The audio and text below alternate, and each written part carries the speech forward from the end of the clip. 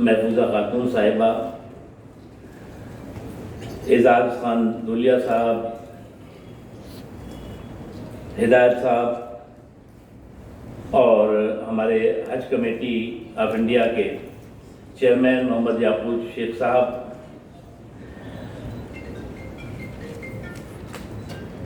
Chairman हज committee Assam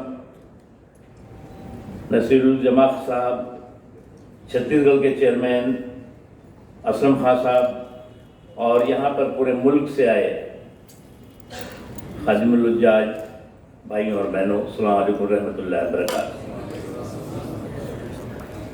इस बार जो हज 2022 हो रहा है वो मुझे लगता है कि 100 साल के बाद ऐसे सर्कमस्टेंसेस में हज होने जा रहा है, क्योंकि 100 साल पहले जिस तरह की अभी आज हमारे मुल्क ने क्या पूरी दुनिया ने कोरोना का कहर झेला और 2 सालों तक जो इंटरनेशनल हज पर जाने वाले मुसलमान थे वो नहीं जा पाए।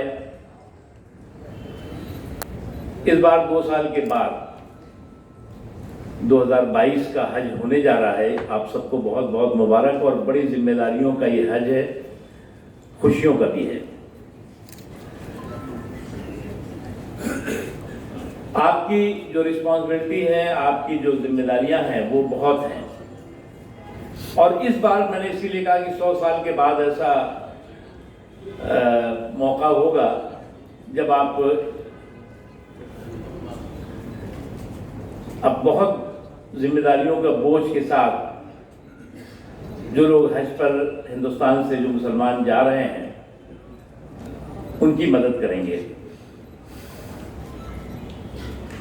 इस बार जो है वो शायद लगभग जो है वो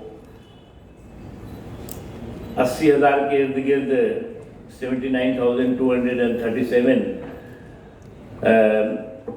हिंदुस्तानी मुसलमान हज पर जाएंगे।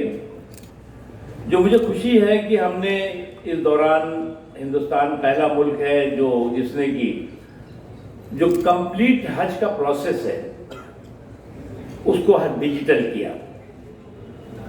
किसी मुल्क ने हज के पूरे प्रोसेस को डिजिटल नहीं किया और उसका मैं असर देख रहा हूं कि जो एप्लीकेशंस इस दौरान भी मंगाई गई उसमें 72,170 यानी कि लगभग 80,000 एप्लीकेशन जो है वो ऑनलाइन आई है और 28,000 एप्लीकेशन ऑफलाइन। ये अपने आप में बहुत बड़ा एक अचीवमेंट है। उसके साथ ही साथ जो उससे भी ज़्यादा मुझे खुशी है कि इन एप्लीकेशंस में 54,000 एप्लीकेशंस जो है वो जेंट्स की है और 47,348 एप्लीकेशंस जो हैं वो वीमेंस की है, लेडीज़ की है, ख़वातीन की है। यानी ये भी जो है 50-50% है।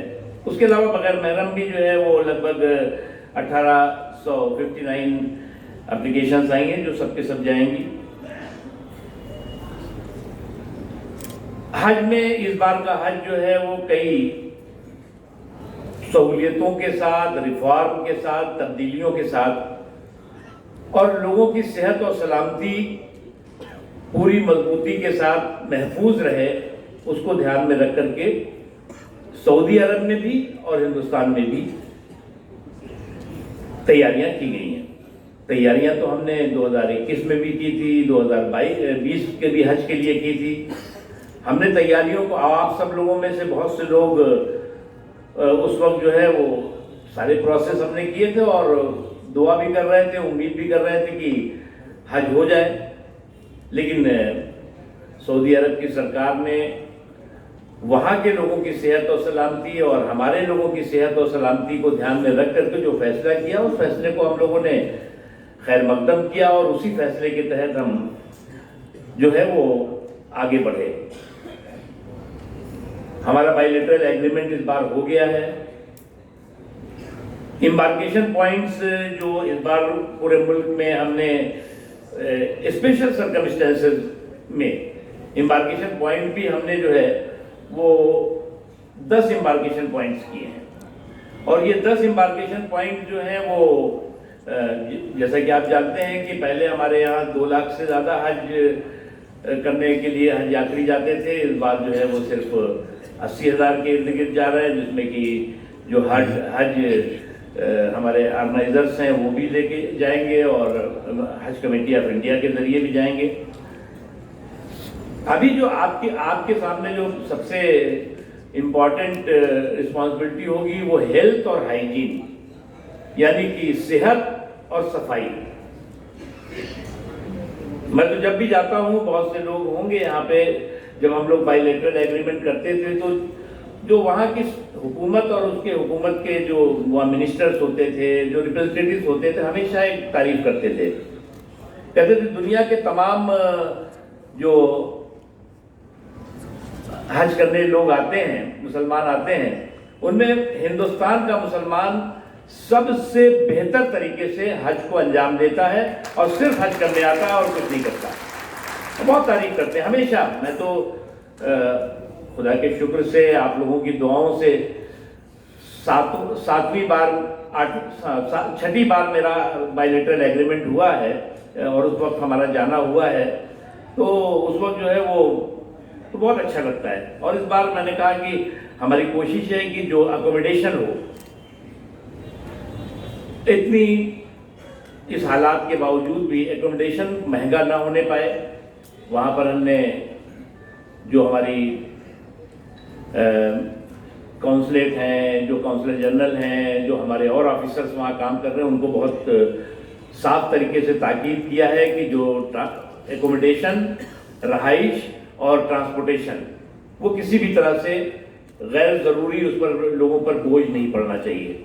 जैसा कि आप जानते हैं कि एक बहुत हिम्मत करके एक सब्सिडी का छल चल रहा था, उस सब्सिडी के छल को ईमानदारी के बल से ख़त्म किया गया और सब्सिडी के बगैर अब मुसलमान जो है हिंदुस्तान का हज करने जाता है और सब्सिडी से सस्ते में जाता है। तो वो बहुत था, लेकिन मुझे खुशी हुई कि जिस वक्त मैंने ये फैसला लिया तो सभी लोगों ने उसका खैर मकदम किया। और खैर मकदम के साथ साथ डर भी था कि कहीं एकदम से बढ़ ना जाए। सब्सिडी में अगर जो है वो 3 लाख में जाते थे तो कहीं ऐसा ना हो कि 8 लाख हो जाए, लेकिन उसको फिर कंट्रोल किया गया। वो तमाम चीज़ें जो लीकेजेस थे, जो कमियां थी, उनको करेक्ट किया गया। उसके अलावा जो है वो प्रोसेस अब चल रहा है, जो हमारे यहीं से ई मसीहा है, जो हेल्थ की फैसिलिटी है, वो मक्का मदीने में जो ठहरने के लिए जो बिल्डिंग और ट्रांसपोर्टेशन है वो यहीं पे सबको पता लग जाएगा कि किस बिल्डिंग के किस कमरे में हमारे जो हिंदुस्तान से जाने वाले हज यात्री हैं वो रहने वाले हैं। उसके अलावा उनका जो सामान होगा उस पर भी टैग यहीं से मिल जाएगा। ई लगेज टैगिंग की जो फैसिलिटी है वो भी की गई है। जो एक बात नई चीज़ है जो बार बार वहाँ के लोग भी, वहाँ की हुकूमत के लोग भी, हमारे कॉन्सुलेट के लोग भी, तमाम लोग एक बात कहते थे कि साहब जो पूरी दुनिया के हज पे यात्री आते हैं उनके एक जैसे बैग होते हैं। हमारे यहाँ कोई गठरी भी ला रहा है, कोई अलग सा बैग ला रहा है, कोई झोले में लटकाए हुए हैं, कुछ अलग अलग।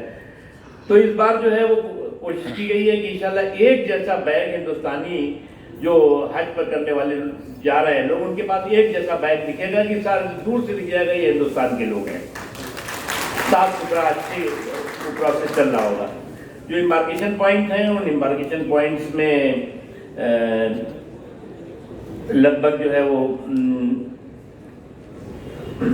जो अंडमान निकोबार है, नहीं, जो इम्बार्केशन पॉइंट है उसमें हाँ, इम्बार्केशन पॉइंट्स में जो है वो इस बार अहमदाबाद इम्बार्केशन पॉइंट्स है, जिसमें कि गुजरात के सभी जो हज पे जाने वाले लोग हैं वो जाएंगे। बेंगलुरु इम्बार्केशन पॉइंट है जहाँ से कर्नाटक, आंध्र प्रदेश के चित्तूर ज़िले के लोग जाने वाले हैं। कोची इम्बार्केशन पॉइंट है जहाँ से केरल, लक्षद्वीप, पौंडीचेरी, तमिलनाडु, अंडमान निकोबार के हज करने वाले लोग जाएंगे।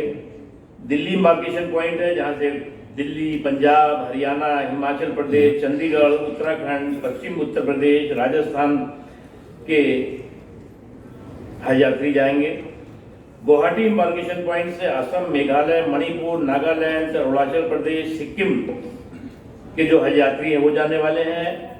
हैदराबाद इम्बार्केशन पॉइंट से आंध्र प्रदेश, तेलंगाना के हज यात्री जाने वाले हैं। कोलकाता इम्बार्केशन पॉइंट से पश्चिम बंगाल, उड़ीसा, त्रिपुरा, झारखंड और बिहार के हज यात्री हज यात्रा पर जाएंगे। लखनऊ इम्बार्केशन पॉइंट से जो पश्चिमी यूपी है उसको छोड़ करके पूरे यूपी के हज यात्री जाने वाले हैं। मुंबई इम्बार्केशन पॉइंट से महाराष्ट्र, मध्य प्रदेश, छत्तीसगढ़, दमन-दीव, दादर नगर हवेली और गोवा के हज यात्री जाएंगे। श्रीनगर इम्बार्केशन पॉइंट से जम्मू कश्मीर, लेह लद्दाख, करगिल के हज यात्री हज यात्रा पर जाएंगे। और इस तरह से जो है वो हर स्टेट का जो है वो जो कोटा है वो भी लगभग तय हो चुका है कि किस स्टेट के कौन से कितने हज यात्री जाएंगे, और उस कोटे के हिसाब से जहाँ पर जो है पूरा करने की ज़रूरत है, जहाँ पर लॉटरी सिस्टम करने की ज़रूरत है, वो भी प्रोसेस चल रहा है। तो मैं तो यही कहूँगा कि आप एक बहुत इम्पोर्टेंट है। इसके अलावा एक मुझे अभी जो मिला कि यहाँ के जो हमारे हज पर जो लोग जाते थे वो चादर वहाँ खरीदते थे, तकिया खरीदते थे, ये खरीदते थे, वो खरीदते। तो मैंने पिछली बार भी नहीं बल्कि उससे पहले मैंने इनको कहा, मैंने कहा जो चीज़ यहाँ पर हिंदुस्तान में 100 रुपए की मिल सकती है, वहाँ पर उनको जो है वो रियाल में या फॉरेन करेंसी में जो है वो 500-500 रुपए की खरीदनी पड़ती है, 600 की, 1000 रुपए की भी होगी। तो हमने कहा भाई ये वोकल फॉर लोकल करो ना, ये यहाँ के जो यहीं से खरीद के यहीं दे दो उनको। कि चादर की कितनी छोटी सी मतलब वजन होता है, तो वो शायद प्रोसेस हज कमेटी ने किया है, वो अच्छी चीज़ है, आप लोगों को भी करना चाहिए। ये वहाँ यहाँ पे क्या ज़बरदस्ती का खर्च है ये। अब जो यहाँ से जा रहे हैं वो चीज़ जो इंडियन करेंसी मिल जाएगी 100 रुपए में, वहाँ पर वही चीज़ जो है 1000 में लेनी पड़ती है।